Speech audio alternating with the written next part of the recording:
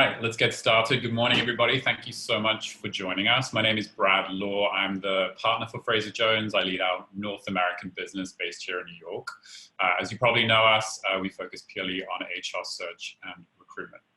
I was just chatting to all of our speakers actually, and I've personally gone through our own office reopening plan. We opened our office last week here in New York voluntarily for people to come back. And having seen that and gone through all the work, there are a lot of things you have to consider, from employee communication, legislation, like providing your employees with masks, how you lay out your office, and even at what you do if somebody tests positive. Today, our speakers will be sharing some practical advice and perspectives, maybe a couple of things you haven't thought of before. I'd like to introduce my colleague, Thomas Mouton. He leads our contract and consulting practice. He'll be assisting me today with some of the Q&A. And then our speakers, we have Dr. Rachael Piltch-Loeb, is an expert in public health, emergency preparedness, response, and risk communication.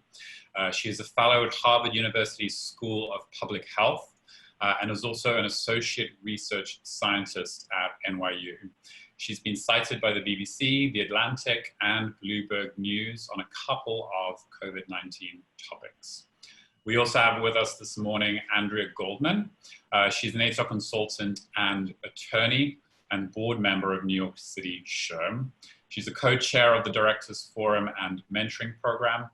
As an attorney, she's presented on a variety of employment law matters.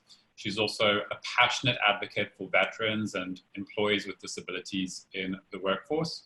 And as you can imagine, she's been consulting on returning to the workplace lately quite a bit. We have Brian Klein, who's co-founder of law firm Weinstein & Klein, and he primarily advises clients on a range of employment-related litigation. He also serves as an adjunct professor at Hofstra University School of Law, and much like Andrea, has spent a lot of his time over the last few months consulting clients on COVID, specifically the Families First Coronavirus Response Act, which is one of the topics he will be covering today. And last but not least, we have Jocelyn Corrigan on the right-hand side, and Erica Cain, who join us from Empire Office, a workplace solutions organization. Jocelyn's been in the industry for over 20 years on both the dealer and manufacturer side. She has a wealth of knowledge with regards to office design and space planning. Erica's been in the industry for over 13 years supporting clients with their space design needs. Both Erica and Jocelyn are currently working with clients such as UBS, Condé Nast, Memorial Sloan Kettering, and Barclays.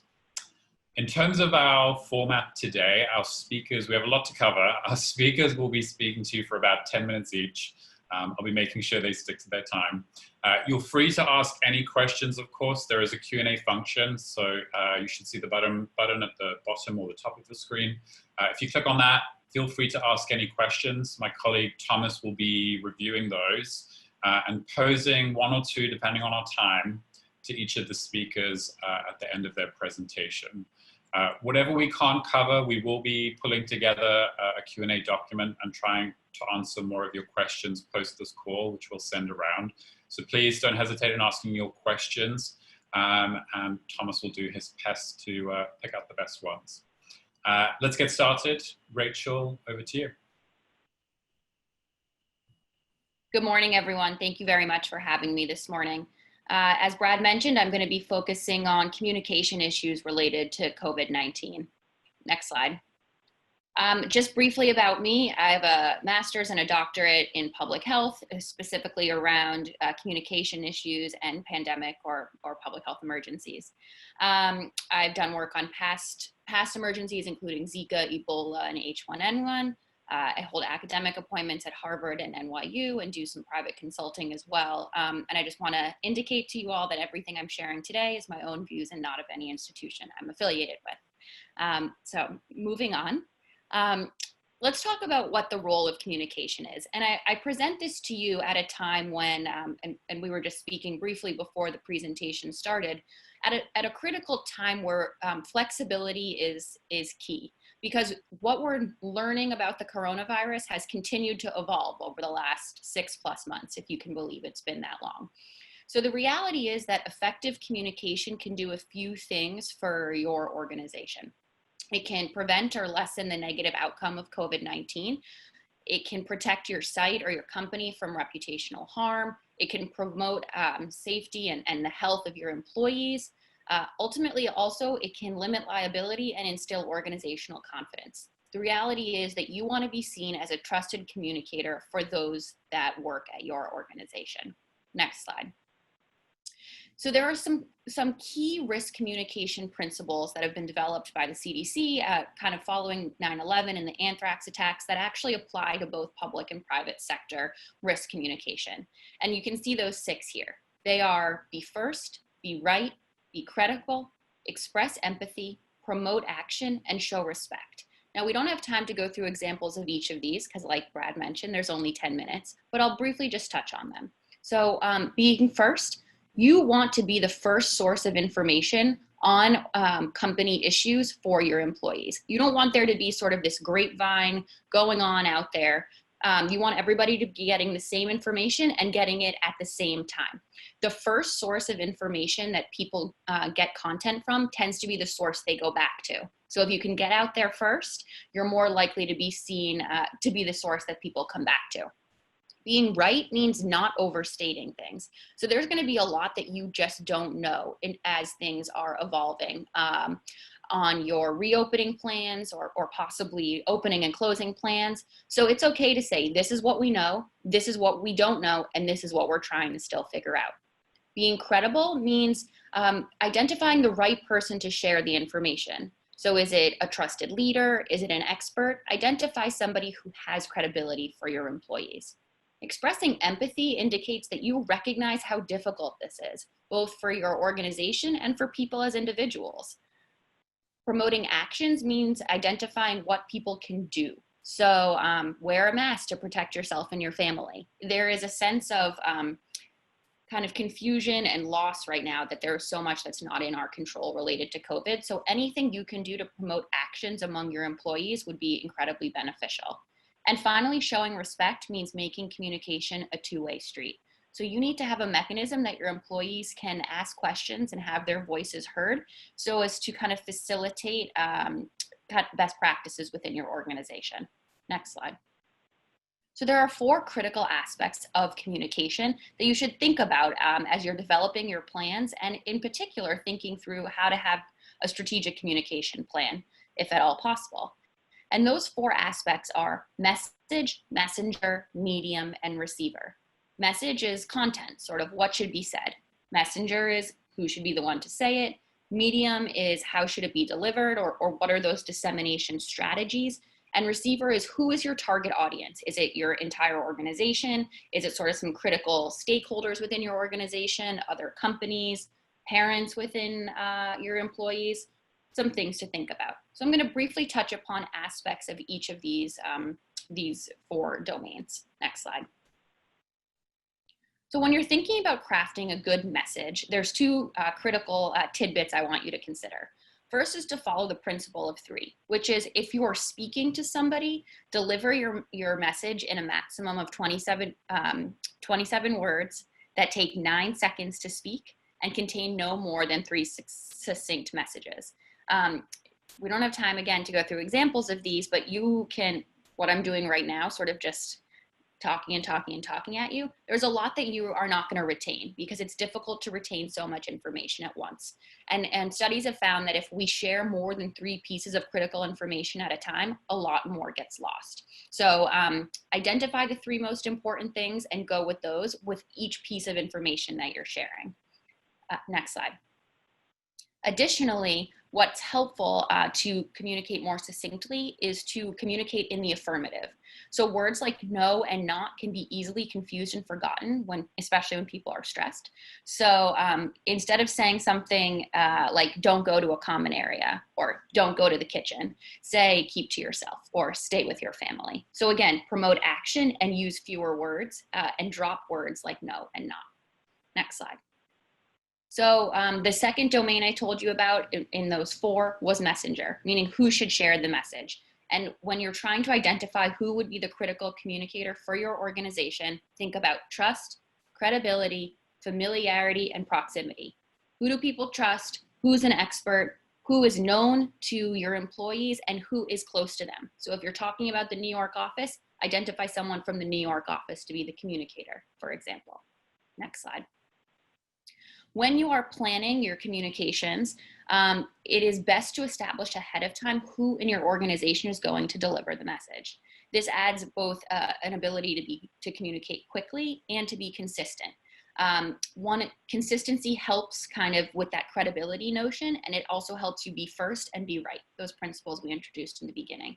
So try and identify for each given topic who's going to be the one to share the information, who's sending the email, who's hosting the Zoom call, things like that. Ideally, you also want to try and match the messenger to the topic. So if it's HR issues, perhaps it's the head of HR who's the communicator. If it's to maintenance staff, it's the head of that division, perhaps.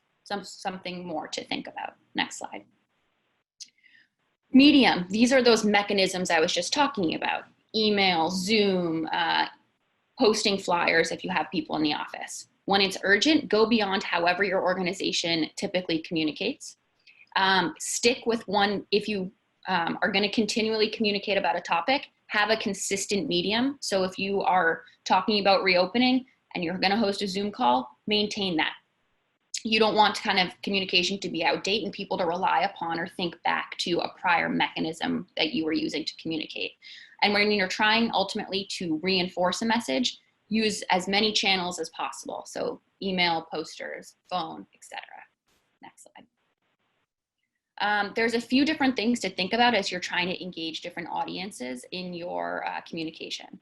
Identify who they are, understand their biases, access them through their preferred channels and sources, and respond to their concerns and feedback. So again, this is kind of thinking about segmenting your workforce. What information do different people need? What are their biases that you're gonna need to address to make them feel comfortable with whatever it is you're trying to communicate? If it's parents, you need to think about school openings. You need to think about how they're gonna make different prioritizations based on their backgrounds. And we can go into a whole host of issues about how different audiences have different kind of perspectives that they bring when they're interpreting information at another time. Next slide. So I want to introduce to you in these last couple of minutes this tool called a message map, which is a way that your organization can actually effectively plan out a message, messenger, medium, and receiver. So step one, identify the objective of communicating for your organization. Why are you sharing info? Step two, identify who within your organization is the intended audience. Does everyone need to know? Just a subset. Step three, identify the specific thing you're trying to share. Step four is to apply that rule of three, and step five is to back up your message with evidence. Next slide. So here is what an actual message map template looks like. Without being patronizing in the least, these templates are actually incredibly helpful for you to document what you were sharing and why and with who. And you have then a checkpoint and a reference point for when you were doing this. So you can see kind of how it lays out, step 1, 2, 3, 4, and 5. Next slide. Here is a filled out example, which I think is probably helpful to contextualize what I was just talking about. You can see at the top there with the strategic objective, that's step 1. Your goal is to protect your staff from potentially contracting COVID while at work. The audience you're targeting is your returning personnel. That's step 2. Step 3, what's the specific thing you're communicating? What to do when coming back to the office. Now we have our rule of 3, the 3 key messages that you're sharing. They are to wear a mask, maintain physical distance from each other, and not to congregate in common areas. So then what I have here is the supporting information that I have drawn upon to justify those 3 key messages. I think that we're all doing our best to follow kind of the latest science, legal guidance, etc. What's helpful is to put it into your message map or your plan so you know why you were making those decisions at that time, just in case things come back up in the future. So how do we justify wearing a mask? You know, here are some key elements that we know.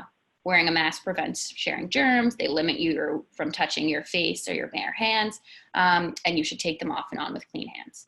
Similarly, you can kind of go down the columns as you identify the supporting information for maintaining physical distance and not congregating in common areas. So I hope that you can see from looking at this map how we can apply some of those things I was just talking to you about, the best practice principles, and those 4 aspects of message, messenger, medium, and receiver. Next slide. So in this example, the messenger would depend on your organizational structure. It could be from your human resources personnel, a team leader, but you would want to identify somebody who was trusted, credible, and proximate. Next slide. And the ideal medium here would be oral communication if the message is urgent, like you're reopening tomorrow out of the blue, and or however you typically communicate. And you also would want to reinforce this message across mediums. So all of your staff should be getting this same message from your organization because it's such a broad message that I used in this example. Next slide. So that's the conclusion of my presentation. I saw Brad and Thomas come back on, so I think that I'm just about time. And so I hope that this presentation allowed you to get some concrete information that you could use in your office planning about how to apply risk communication best practices, and I'd be happy to take questions at this time. Hey, Rachel, thank you so much. The communication template, we've seen a lot of people get really excited about that. I think for us, like, can you share maybe what you've seen is the biggest mistake organizations have made when it comes to rolling out comms plans around COVID? Yeah, that's a great question. And I think that that's a great question. I think there's a few different things to think about. I think one is kind of not backing up why something is happening. And we were talking about this a little bit in the beginning, but I think that that supporting information is actually really critical when you're trying to identify why you're saying what you're saying. You know, it's okay if you're making different decisions that perhaps another company's doing or whatever it is you've decided as an organization, but you just want to know why it is that you've done that. You want to protect yourself from organizational kind of harm, and you want to be able to justify it when you're communicating about it. So I think having supporting information as to why you've made the decisions you have is a best practice for your organization overall. I also just think that there's a lot of inconsistency in sharing information. And so if everybody who is possibly going to be communicating to their teams, to organizational leadership, whatever it is, has the same message, that can help a lot. So I think avoiding confusion by having a consistent message and having that supporting information to back up your decision making can be really critical. And those are 2 mistakes I commonly see. That's great. Thank you so much, Rachel. That's great. I forgot to mention in the beginning, we will be sharing this presentation afterwards with all participants, so everyone will get a copy. I know Andrea, who is up next, Andrea has a lot to cover, so she will be moving fairly quickly. We will share the presentation, but I know she's got a lot to cover, so she will move fairly quickly through her presentation. Andrea, over to you. Okay, good morning, everyone. Today we're going to dissect the New York Forward Safety Plan template that every business must complete and affirm with a state that they've completed one. My name is Andrea Goldman. As I mentioned, let's go to the next slide. I am an attorney and I'm also an HR consultant. So I'm speaking to you, HR to HR. Your name or some representative from HR is going to be indicated on the plan. The information in this presentation is subject to change at any time.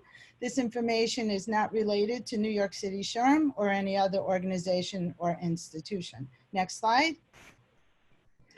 The information that I'm going to present today is using a general business office as the setting that we're looking at.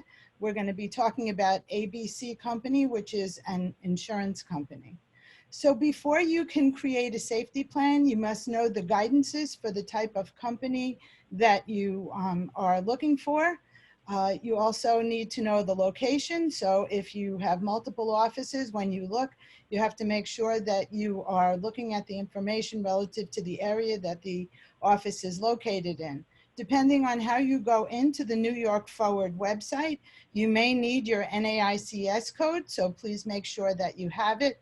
There are a number of different ways to find the safety plan, but there is one that asks for the NAICS code.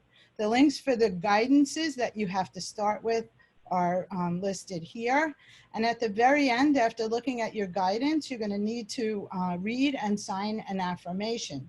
Afterwards, that will take you to a safety plan. However, many businesses often forget to sign the affirmation. The plan doesn't go to the state, but the affirmation is going right into the state. So please don't forget to affirm that you have read and are complying. Next slide. The New York State Department of Health Safety Plan template is not required to be used. The information contained therein has to be included in whatever plan you create. So you can use your own format, but you have to include all of that information. The information is a baseline. Your office can do more if you so choose. The plan itself, as I mentioned, is not submitted, but the plan must be posted, and it has to be made available to the Department of Health and any other government agency that comes to your site for an inspection. Next slide, please. The template is a 4-part template. It's about people, places, process, and it has another section. Next slide. The people section. This is all about social distancing, the 6-foot number, wearing face coverings, which remember vary by industry. It talks about limiting capacity in tight spaces, so think about your restroom area. It talks about signs or markers denoting 6 feet in the common areas, limiting in-person gatherings, so think about using teleconferencing and video conferencing tools, and designating a pickup and delivery area to limit contact. Next slide. The places section is divided into 3 parts. It has the first part talking about protective equipment, PPE, getting it, cleaning it, replacing it. And remember, it varies by industry and by circumstance. So in some instances, it's about masks. In other instances, if you have stuff in your office that's frequently touched, you may need to be supplying gloves as well. So pay attention to that. The hygiene and cleaning section talks about following the guidelines from the CDC and the Department of Health. Talks about keeping cleaning logs, providing products for use by staff such as hand sanitizer and cleaning wipes and other things. And it talks about using approved products. So the New York State DEC has a specific materials list. So the link to find the list is there to make sure that you're using all of the approved products that the state says you can use. The last part in that section is about communication. It talks about signage. So it talks about hygiene signage and cleanliness and cleaning and 6-foot social distancing. There's information on updating your communications and how are you going to do it as information changes. And it talks about keeping a log. Next slide. The last part talks about the positive case, the big positive case. Employers are required to notify state and local departments of health. Here in New York City, which is where this company is located, we contact the New York City Test and Trace Corps by email. Here's the email address. You have to cooperate with the contact tracers regarding notification, and throughout, always maintain confidentiality. Next slide. The process section talks about screening. Mandatory staff health screening assessments must be done before work each and every day. You also have to do it of essential visitors. These screenings can be done at home or on site, and they can be done by a third-party service or your own company. All of that's going to depend on the budget that you have. If you're screening on site, remember that the location can't be in a confined area, and you also need to be able to maintain confidentiality. You have to supply the screener with lots of training and appropriate PPE for the situation. And always remember, you're maintaining confidentiality. Think of HIPAA, think of the ADA, think of federal and state laws. Next slide. The actual template screening questions are listed here. Everyone has to get screened. If someone tells you, I have antibodies, it doesn't matter. We don't know about the impact of antibodies yet, so everybody gets screened. We're going to take the information in the screening questions. We are not keeping protected health information. We're indicating pass-fail. unless you're using a service which may do things differently. And you're going to store that information separately like you would do medical information, not in a regular employee file. The responses have to be reviewed every single day, and the review must be documented. As of now, there's a conflict between the number of days from the city of New York and the state of New York. The state has no idea why. They're supposed to have a high-level official get back to me on that. Next slide. The process continued. It talks about cleaning, disinfection, and contact tracing. So you have to have a plan when there's a positive case. How are you going to clean and disinfect? What products are you going to use? Remember, if you keep certain chemicals on site, OSHA requires that you keep safety data sheets, so make sure that you have them in case you're inspected.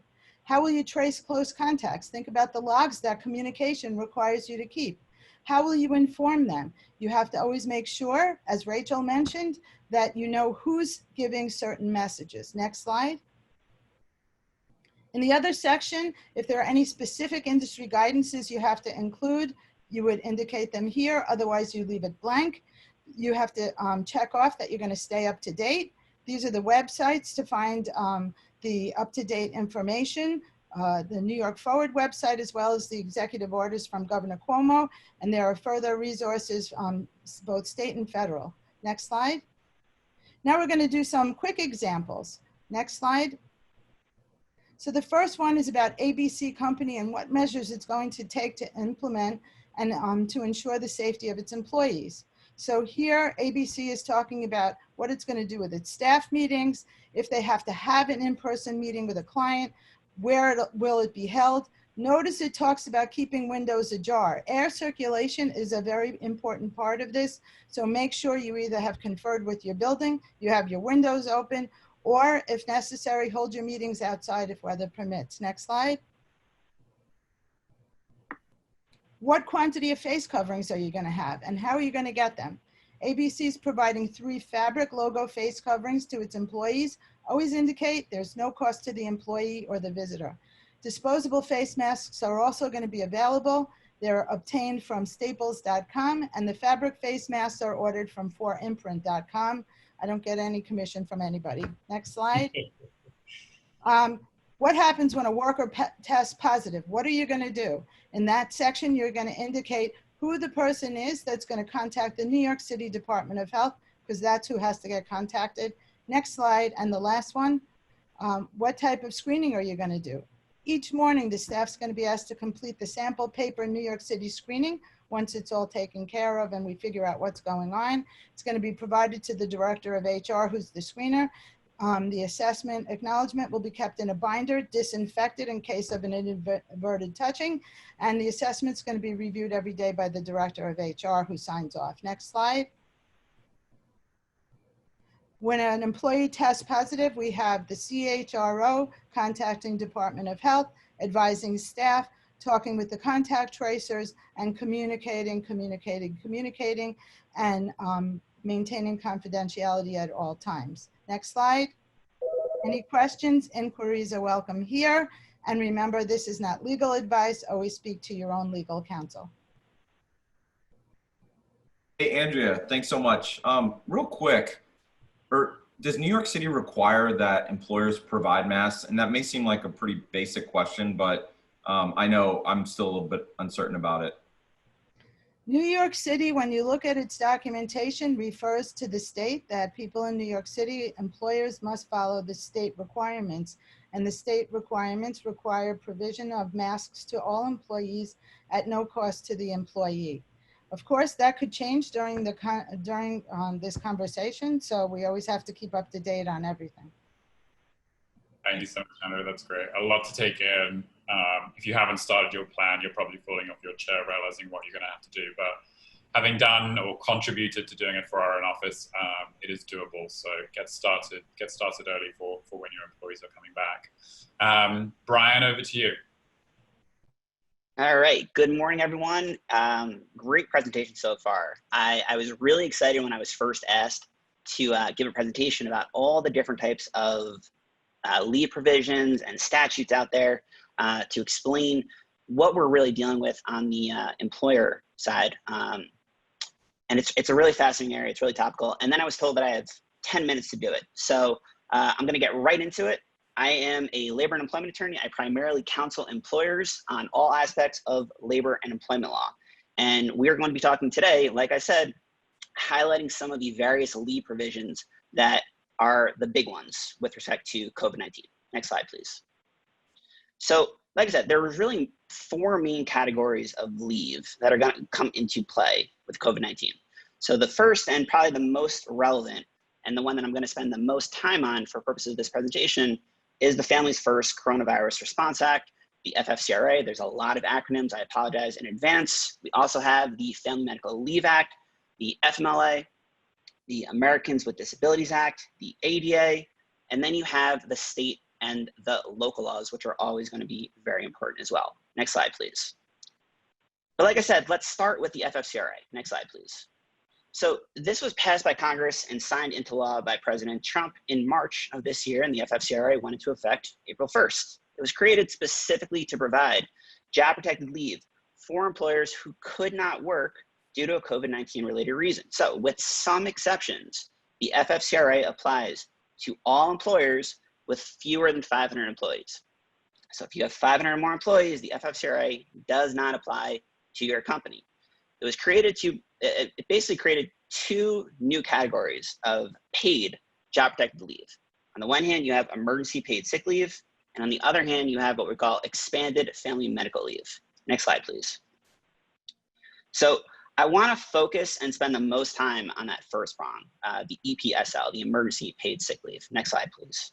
Very simply put, the EPSL provides a maximum of 80 hours of paid leave that can be used where the employee cannot work because either the employee is sick or quarantined, or the employee has to care for a family member who is sick or quarantined, or for childcare reasons. Next slide, please. So this is the official list of the qualifying reasons for EPSL. And really, all these reasons are tricky in their own right. Lord knows number 2 and 3 get a lot of publicity and a lot of press, and that I get a lot of questions about that. I've highlighted the first reason though, because there is, it's definitely a hot topic and a question that I keep being asked. Next slide, please. So the reason that I'm getting this question a lot of late is because of recent travel advisories and restrictions put in place specifically in the Northeast, where I'm located and where the majority of my clients are. Next slide, please. You can see from that last picture, I'm sure most of you are aware, Governors Cuomo, Murphy, and Lamont recently announced joint travel advisories for individuals traveling from locations with significant community spread. And these individuals are to quarantine for 14 days. So if you remember from the last slide, you are eligible for FFCRA leave if you are unable to work because you're subject to a federal, state, or local quarantine or isolation order related to COVID-19. So the New York and Connecticut travel advisories, those use mandatory language. Governors Cuomo and Lamont make it clear you must quarantine if you're returning from one of those states on the list, and the list keeps growing pretty much every day. But what about New Jersey? So you can see here, I've quoted Governor Murphy, and he says, in order to prevent additional outbreaks across New Jersey and continue with our responsible restart and recovery process, I strongly encourage all individuals arriving from these hotspot states to proactively get a COVID-19 test and self-quarantine. So he's not using mandatory language. And the question then becomes, does the FFCRA apply in a situation where the travel advisory is not mandatory? Next slide, please. So fortunately, the government has helped us out a little bit here, and they've released supplemental regulations to help guide FFCRA compliance. And we can see here, I've quoted a specific section, specifically the definition of what it means to be subject to a quarantine or isolation order. And you can read it for yourself, but I've underlined and bolded for ease of reference that specific point there where it says, has advised to self-quarantine. Next slide, please. So because of this language, I think it's safe to say that the New Jersey Travel Advisory and anything comparable to the New Jersey Advisory would trigger FFCRA leave. I believe Pennsylvania has a similar travel advisory, and I'm sure there are going to be similar things as situations change pretty much on a day-to-day basis. But the take-home point here is that you as an organization must be mindful of how this might impact your workforce and personnel, and what, if anything you may want to do about this. Because if you have an employee returning from one of these states and that employee is unable to telework, then that employee is almost certainly going to have to quarantine, and that leave where they're away from work is going to be subject to FFCRA leave, and it's not going to be paid. So subject to your company's policies and applicable law in your jurisdiction, you may want to consider temporary changes. You may want to consider, I know this is a very hot topic right now in the employment law world, but you may want to consider temporary changes and or restrictions for any paid time off policies. Next question, please. Next slide, I'm sorry. So let's pivot now to the expanded FMLA. Next slide, please. So like I said, this is the second prong of the FFCRA, and this provides employees with an additional 10 weeks of paid leave. So it's technically 12 weeks of leave that the expanded FMLA provides. The first 2 weeks, though, are unpaid. However, that can and almost always will be supplemented by some other form of paid leave. Usually, it's going to be supplemented by the emergency paid sick leave, but you can also supplement it with whatever PTO your company provides. The big difference between expanded paid sick leave, or emergency paid sick leave, and expanded FMLA is that the expanded FMLA only applies in situations where the employee is unable to work due to a bona fide need for leave to care for a child whose school or childcare provider, or as they've recently made clear, summer camp, is closed or unavailable for reasons related to COVID-19. I note here that intermittent leave is available at the employer's discretion. So this is huge. Expanded FMLA, as the name indicates, it's an offshoot of the FMLA. They added an additional category of leave. Under FMLA leave, intermittent leave is generally available at the employee's discretion. We'll get into it a little bit more. Here, for specifically EFMLA, it's at the employer's discretion. So the employer can say, we're not going to offer intermittent leave, which is generally any leave that occurs in less than a 1-day increment. Next slide, please. Speaking of the FMLA, let's talk about that right now real quick. Next slide, please. So these are the familiar statutes. These are the ones that have been on the books for a while that we're more familiar with, but are still going to play a very relevant role with respect to COVID-19 related leave. And as we can see, let's start with the FMLA. This applies, unlike the FFCRA, to employers with 50 or more employees. So if you have more than 500, you may not be subject to the FFCRA, but you will be subject to the FMLA. Next slide, please. Unlike the FFCRA, FMLA leave is unpaid, okay? Employees are generally eligible for FMLA for a number of reasons. The one that I'm gonna highlight because of its relevancy to COVID-19 is that if you are caring for an immediate family member with a serious health condition, or if the employee themselves is unable to work because of a serious health condition. In those situations, you may be eligible for FMLA leave, which is gonna be 12 weeks in a 12-month period. I just said that the expanded FMLA is an offshoot of the FMLA, so you can't double dip. You're either gonna take 12 weeks of one, 12 weeks of the other, or a combination of the two. Next slide, please. Now let's talk about the ADA. Next slide, please. So the Americans with Disabilities Act, this applies to employers with 15 or more employees. This is a very important statute to know with respect to COVID leave because of the requirement that employers provide disabled employees with reasonable accommodations. It's always a tricky question determining what constitutes a reasonable accommodation, and the standard tends to be whether or not the accommodation is going to impose an undue hardship. So obviously if an employee is diagnosed with COVID, and usually if there's some hospitalization, or if there's an underlying condition that's exacerbated by the pandemic, like anxiety or depression, this could trigger the requirement to provide a reasonable accommodation. So please note that if an employee is asking for unpaid job protected leave or teleworking, these could be considered reasonable accommodations. And specifically with teleworking, if you want your employees to physically report to the office, you need to make sure that that's an essential function of the job. And to Rachel's point earlier, you got to communicate that, and you need to defend that position. And that defense and that position may crumble, as it usually does when I have my conversation with my clients. Next slide, please. Let's end with some state and local laws. Next slide, please. So obviously this depends on your jurisdiction. I've quoted a couple here, just some specific examples from New York that are going to apply. So you can see the New York paid family leave. This is the state analog to the FMLA. You have the New York State emergency paid sick leave. This is the state analog to the FFCRA.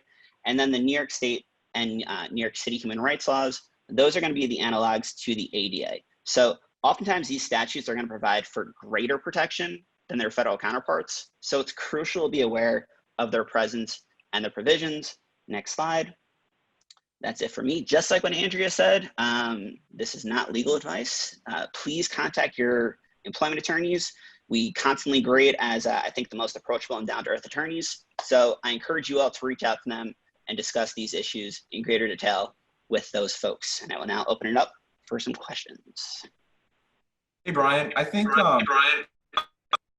somebody asked legally forced employees to go back to the office. I'm sorry, can you just repeat it? I think there was some feedback. Yeah, I can cover it, Thomas. I think he was asking as a question from Aaron. Thank you, Aaron. Can employers legally force employees to go back to the office eventually? It depends. As lawyers love to say, it always depends. If you have a situation, though, where physical presence in the workplace is an essential function of the job, and an employee is saying that they are not returning to the physical place of the office, that employee may not be able to perform the essential functions of the job. I repeat, though, and this is a very important question, you want to make sure you're defending that position. But if they need to report, if they need to be there, and that's an essential function, then yes, that's part of the job. And if they cannot do that, then they're unable to perform the essential functions. Great. Thank you so much. Thank you, Brian. Erica and Jocelyn, over to you. Hi, thank you so much, Brad. Good morning, everyone. Thank you so much for having us. We're really excited to talk a little bit today about helping bring employees back to the workforce. We are a furniture dealer that's located in both Manhattan, Tampa, Orlando, and Miami in Florida, but we're national in our scope. So we work with many companies that bring their employees across the country, and we provide furnishing solutions for those employees. Next slide, please. And next slide, sorry. Okay, so just wanted to talk to you a little bit about what we're seeing in trends of coming back to the workplace and how to be able to protect employees. The trend in New York varies. We're seeing a lot of the banking industry coming back first. However, from what CBRE is reporting, which is one of the major real estate companies across the country and in the world, only 7% occupancy rate is happening right now in New York. So we're seeing our employees trickling back to work, but the timeline is really specific based off of what those industries need to require in terms of employees returning. So just to talk a little bit about a floor plan and what you may see or what you may want to do as you transition employees back to the workforce. The first thing is to de-densify the space, and that really happens when you only bring a certain percentage back. So what we're seeing right now is 20% coming back to the workplace. And making sure that those employees, if they're in an open plan, which has been definitely a trend that we've seen over the past several years, having them staggered in workstations or cubicles. We're also starting to see physical barriers being put up. So those physical barriers, which Erica will be speaking about over the next few minutes, could be either acrylic or PET. And what we're seeing is a range of heights, but the minimum being 24 inches high on work surfaces to, again, protect those employees. And we'll show you some visuals in the next few slides. Hoteling cultures was definitely something that was happening where it's a hot desk or you're sharing desking as employees come into the spaces. What they're suggesting and what people have been saying to suggest is to eliminate those shared spaces, because with those shared spaces, you could have potential contamination. So eliminate hot desking or hoteling at this point in time. And in private offices, removal of guest seating. If it's a smaller private office, which again, in these cities like New York, you would see a smaller private office and you probably want one employee per office. And also making sure that the surfaces are cleanable. And changing out surfaces if they're very porous. Next slide, please. Sanitation access, and there's many different products that are available at this point in time. And again, Erica will speak about that, but providing sanitation access at employee desks through and across and throughout the space is very important. Developing physical barriers could also be something to be able to help prevent people from converging too much into common areas. So putting physical barriers up like planters in between stations helps to prevent that social distancing of 6 feet. And then directional wayfinding is super important. So walking airflow, walking one way through a space and then exiting through another. Next slide, please. In meeting rooms, we're seeing what we're seeing across all offices, which is really de-densifying those meeting rooms, increasing sanitation, so cleaning before or after those meeting rooms are used, and using such things like an antimicrobial desk blotter at individual spaces, so that, again, keeping cleanliness at its best. And again, if it's a larger conference room, we are also seeing directional wayfinding, where you're coming into the conference room one way and then leaving another. Next slide, please. Collaborative and gathering spaces, again, a similar strategy, adding protection for reception desks when you first walk in, but also what we're seeing are screens like the bottom left.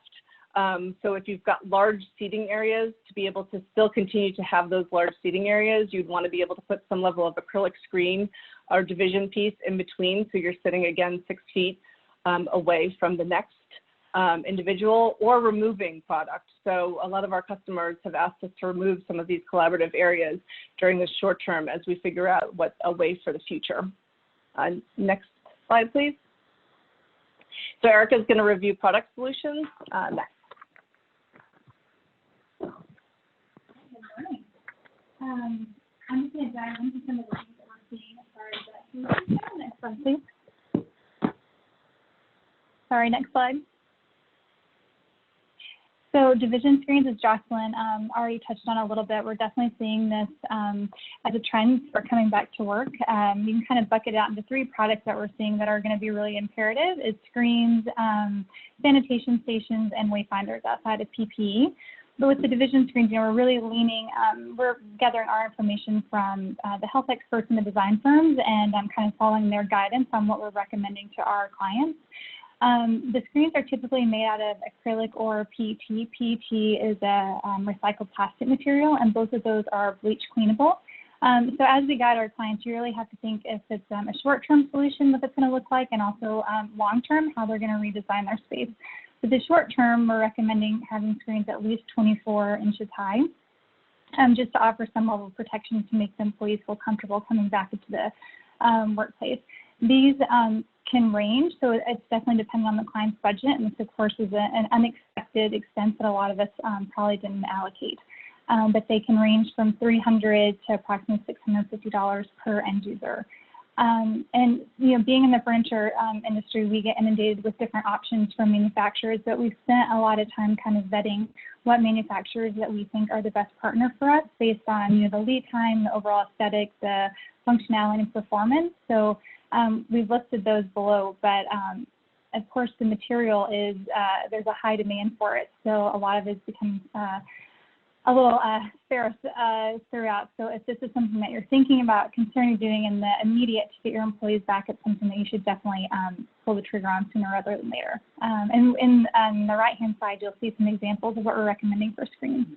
Next slide, please. So here's diving into the sanitation stations and the wayfinders. You'll see an example on the left of what we're seeing. There's a lot of different options available, but we definitely recommend having these throughout the space. You know, you can have masks, hand sanitizer, and all of these things just housed in one unit. We also have things that we've seen being recommended, such as forearm handles, again, just to limit the amount of touching going on with different doors and things like that.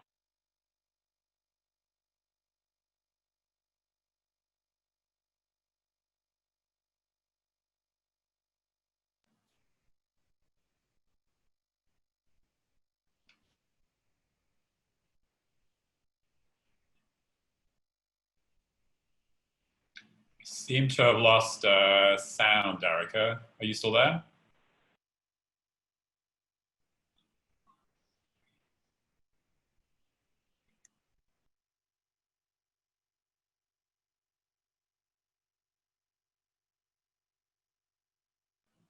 Yeah, unfortunately, we've lost audio, Eric. I don't know if you can.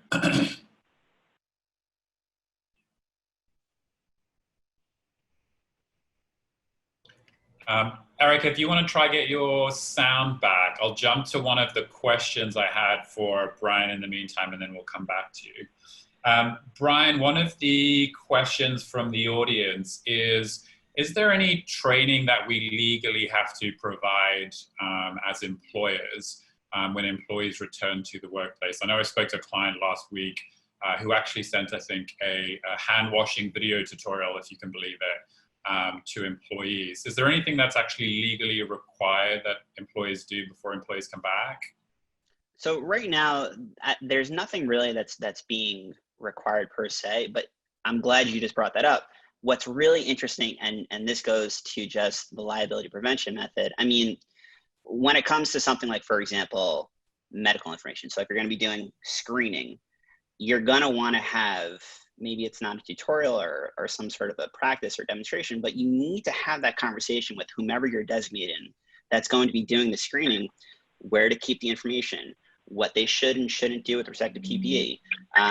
How are you going to comply with the screening information, everything else that Andrea was saying? So it's a number of things that you're pulling from with respect to how you want to go about instructing, counseling, and guiding your employees to make sure that you are doing everything you can to stay within not only just legal compliance, but not create any problems. Kind of going to what Rachel was saying too, communicating the position and making sure that everyone's on the same page. Okay, that makes sense. Erica, do we have you back? Can you hear me? You can. Excellent. Thank you. Good. I'm not sure what point I cut out, but I know we're a little limited on time, so we can go ahead and go to the next slide.